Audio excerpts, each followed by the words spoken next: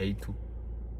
Som dokonca robil, že som otváral, keď mi niekto niečo písal, nejaký komentár, nejaký kritizujúci alebo negatívny, tak som si otváral jeho profil a pozeral sa, že bože, ak ty vyzeráš, čo mi ty môžeš hovoriť. To je už dávno, ale proste so smiechom si na to veľmi rád spomeniem. Veľmi rád si na to spomeniem so smiechom, pretože to poukazuje pre mňa na samotný vývoj toho, čím si prechádzam a kde som vtedy bol. Takže pointa videa, nechať ľudí byť tým, kým sa rozhodli byť.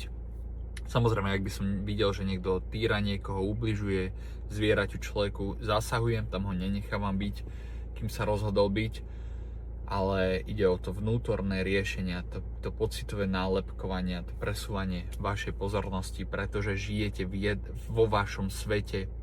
A čo hovoríte na niekoho iného, hovoríte na seba. Čo poukazujete na niekoho iného, poukazujete na seba.